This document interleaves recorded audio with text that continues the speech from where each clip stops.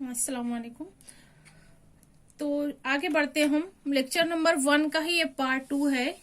जैसा कि मैंने बताया था, पहले पार्ट में हमने देखा कि what is the states of matter किसको कहते हैं। उसकी 3 जो टाइप्स है, that is solid, liquid and gas. अब हम उसको डिफरेंशिएट करके पढ़ेंगे, that is called distinguishing point between solid, liquid and gas. ठीक, जैसा कि मैं लास्ट लेक्चर में एक फिगर बनाई थी कि यहाँ पर सॉलिड के पार्टिकल जो होते हैं इस तरह कॉम्पैक्ट अरेंज होते हैं एक दूसरे से। इस बिना पर उसकी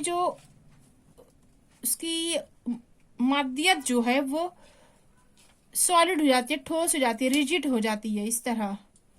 ठीक, चाहे वो कोई भी सॉलिड स्टेट लो, वाटर हो या कोई भी अदर मेटल्स वगैरह हो, तो वो कॉम्पैक्टली अरेंज होते हैं।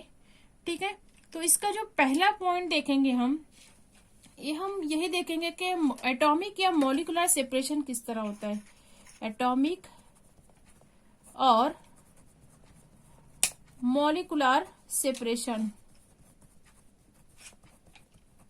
ठीक है, एटम या मॉलिक्यूल का सेपरेशन तो यहाँ पर सॉलिड में होता है, कॉम्पैक्टली अरेंज होते हैं।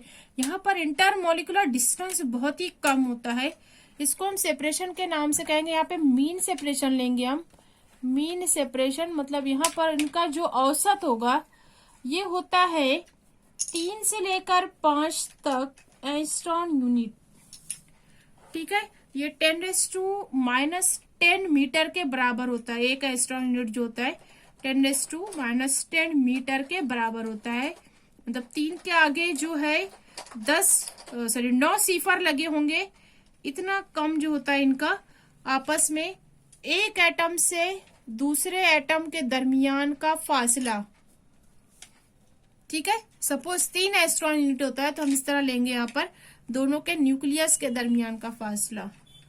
ठीक, हम लिक्विड की अगर बात करते हैं तो जैसा कि इसको हमको किसी कंटेनर में लेना होता है।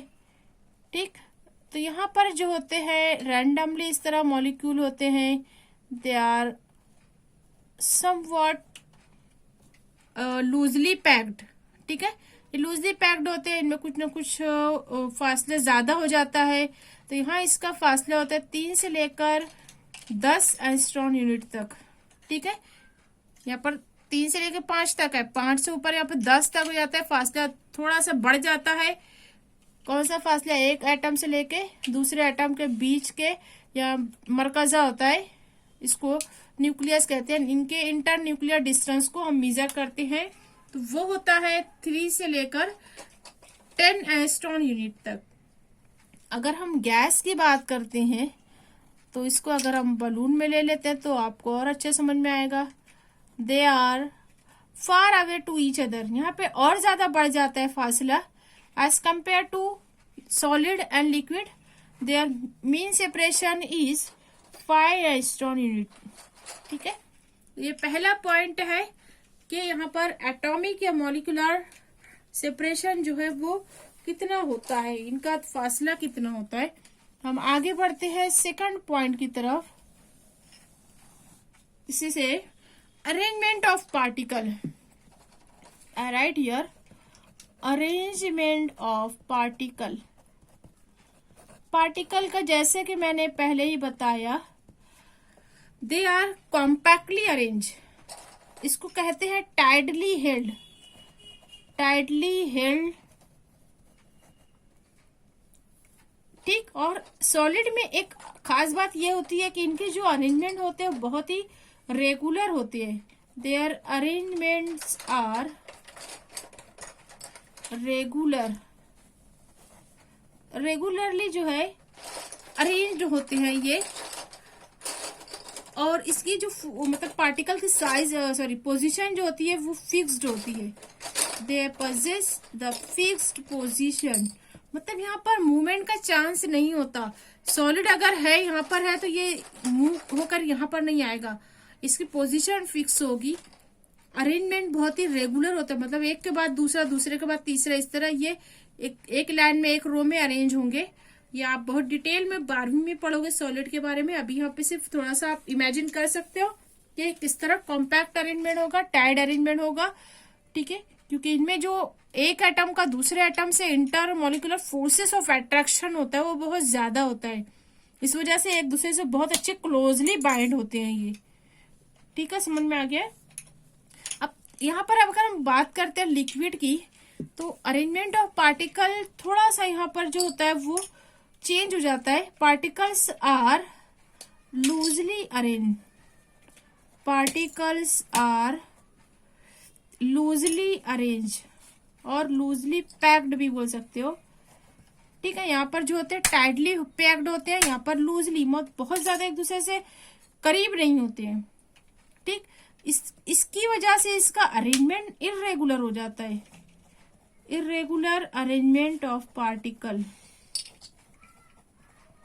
ये पहला पॉइंट है। ये दूसरा पॉइंट है कि इसका अरेंजमेंट इर्रेगुलर होता है। अब अगर गैस की बात करें तो इसमें तो और ज्यादा रैंडमनेस होता है।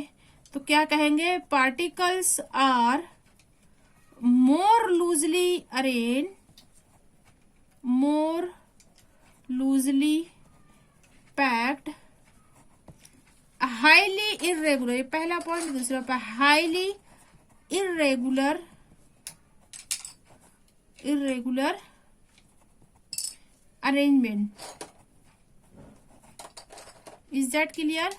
ठीक, ये हो गया हमारा सेकंड पॉइंट डिफरेंशिएट करने के लिए कि पार्टिकल का अरेंजमेंट किस तरीके का है। ओके, अब हम जाते हैं थर्ड पॉइंट की तरफ। तीसरा पॉइंट बात करते हैं मूवमेंट ऑफ पार्टिकल की। ठीक,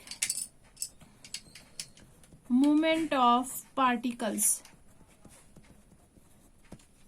वैसे तो सारे ही माइक्रोस्कोपिक है, तमाम एटम मॉलिक्यूल हमको नेकेड आई से नजर नहीं आते, हम बता नहीं सकते कि ये पार्टिकल मूव हो रहे हैं कि नहीं हो रहे हैं, बट माइक्रोस्कोप से माइक्रोस्कोपिक व्यू बताता है पार्टिकल्स कैन नॉट मूव। जाहिर सी बात है, सॉलिड में एकदम पैक्ड अरेंज है, एक दूसरे को हिलने भी नहीं देते, ये एक दूसरे से बहुत करीब करीब अरेंज है। तो ये इसको कहते हैं particles can not move freely.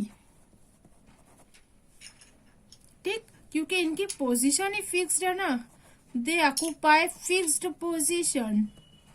ये एक लैटिस में होते हैं, एक जाली में जुड़े होते हैं, पूरा जाल के जैसा इनका अरेंजमेंट, एक दूसरे से बहुत ही ज्यादा रेगुलर अरेंजमेंट होता है, इसलिए ये मूव नहीं कर सकते, कैन नॉट मूव। ओके, अब अगर लिक्विड की बात करते हैं तो there particles can move for small distance. ठीक है, यहाँ पर चूंकि बीकर में है, इनको थोड़ा सा स्पेस है फैलने की, एक दूसरे से जो होते हैं एक पार्टिकल दूसरे पार्टिकल से कुछ काइनेटिक एनर्जी, पोटेंशियल एनर्जी की वजह से टकराते हैं, उस टकराव के नतीजे में एक दूसरे से जो है थोड़ा दूर आते जाते हैं इस तरह।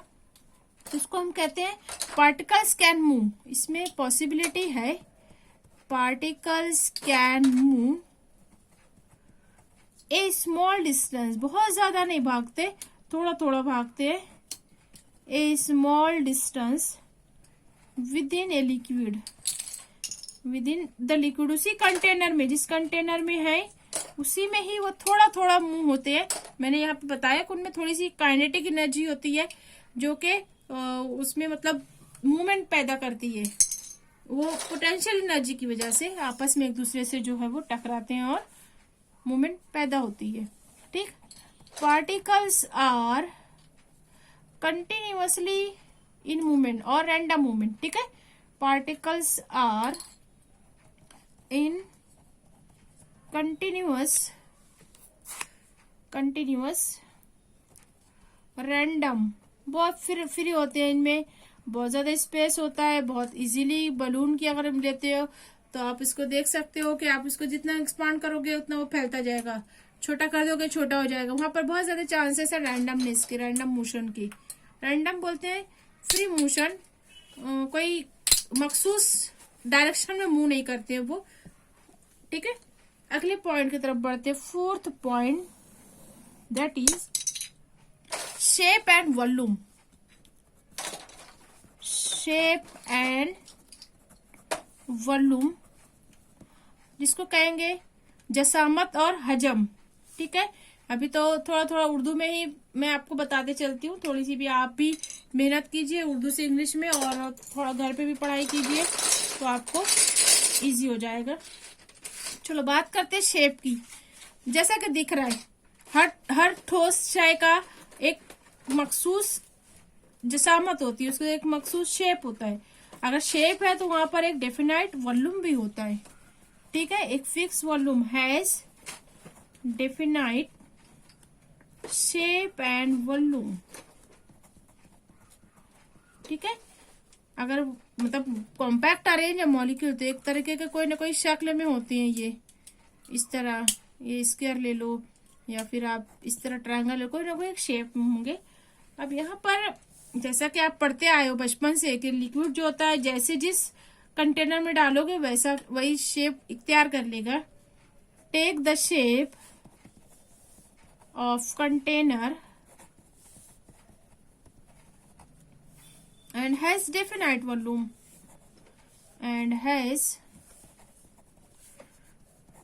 definite volume। वॉल्यूम बदलता नहीं है, अगर आप टेम्परेचर बढ़ा रहे हो उसी वक्त वॉल्यूम बढ़ेगा किसी भी लिक्विड का, अदरवाइज उसका वॉल्यूम जो रहेगा वो फिक्स होगा। तीसरा, गैस के बारे में जब हम देखते हैं तो इसका जैसा कि हम जिस चीज में भी गैस भरते हो आप, वैसा ही ये भी शेप ले लेते हैं, ठीक है। Take the shape and the volume of its container. Suppose अगर आप गैस सिलेंडर में ले रहे हो तो सिलेंडर में पूरी फैल जाएगी, बलून में ले रहे हो तो बलून में फैल जाएगी, ठीक। अगले पॉइंट की तरफ बढ़ते हैं, पांचवी प्रॉपर्टी, पांचवा point, that is inter molecular forces. Inter molecular forces of attraction भी कहा जाता है। हम इसमें स्पेस को देखेंगे, इंटर मॉलिकुलर स्पेस, ठीक है। अब यहाँ पर एक एटम से दूसरे एटम के बीच में जो इंटर मॉलिकुलर जगह है, ये एटम हुआ ये एटम हुआ, इनके दरमियान की जगह ज्यादा है या कम है? बोलो। बहुत ही कम होती, स्मॉल, वेरी स्मॉल, ठीक है। इसको हम लिख सकते हैं very small. The intermolecular spaces are very very small, okay. अब यहाँ पर जैसा कि लिक्विड थोड़ा से दूर होते हैं तो हम इसको थोड़ा सा दूर करके लिख देते हैं मॉडरेट, ठीक है। Moderate inter molecular space.